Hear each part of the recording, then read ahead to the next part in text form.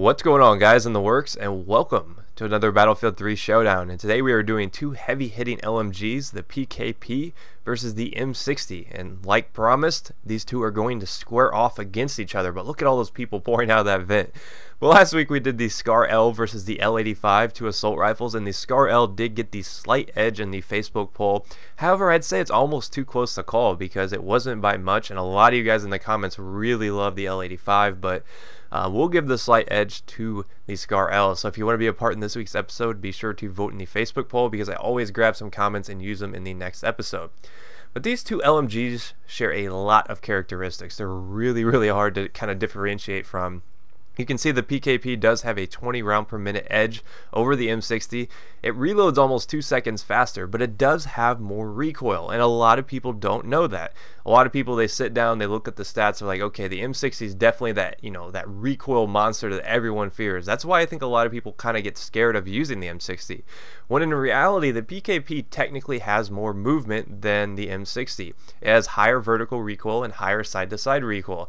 That's why you'll often see me running flash suppressor and even sometimes foregrip on the PKP because it is a very wild weapon, but once you get some sustained fire going, it's very controllable. Whereas with the M60, it is bipod or die. I always use the bipod on the M60 as a rule because this thing is one of the most underrated bipod weapons in the game. A lot of people don't understand that this is probably, at least in my opinion, the most powerful weapon to bipod up.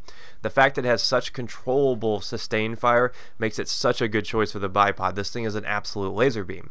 And the damage models on these higher damage LMGs like the PKP, the 240 Bravo, and the M60 make it much easier to take out long-range targets, especially with the bipod because all your shots are hitting. Sometimes I'll find myself getting 2 to 4 bullet kills at really long ranges with the M60 because I'm hitting them in the head. So it is very effective.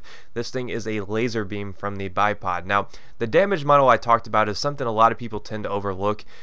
They look at these as like, okay, well, it's a 3 bullet kill up close, but then after that it's probably just like all the other LMGs, when in reality it actually holds its damage longer than the other LMGs. It has a 22 damage at its minimum. That's pretty big, guys. That means it's always going to be a 5 bullet kill, and if you're hitting a headshot, you can, like I said, you can get 3-4 bullet kills, and that's a big deal. That makes it one of the most powerful choices in the game. Now granted, the PKP, the M60, the 240 Bravo, and even the 249, all those belt feds, you can't use them like you used to be able to.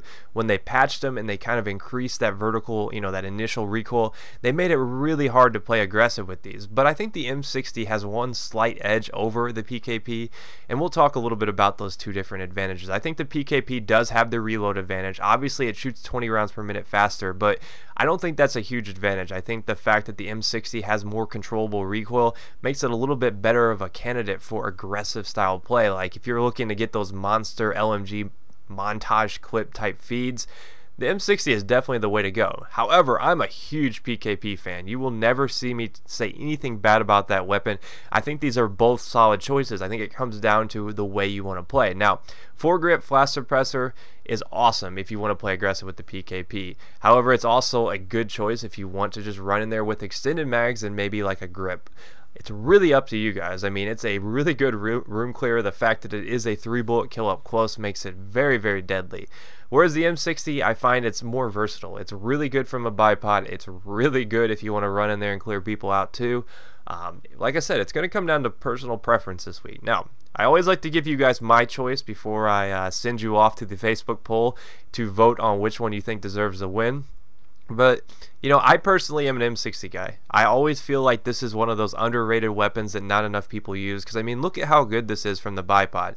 Now, I know there's a lot of bipod LMGs out there that work really well. In fact, all LMGs from a bipod are obviously going to be strong, but I really do truly believe that the M60 is best of breed from the bipod. I think it just gets the job done. It's the best because of that higher damage that it gets.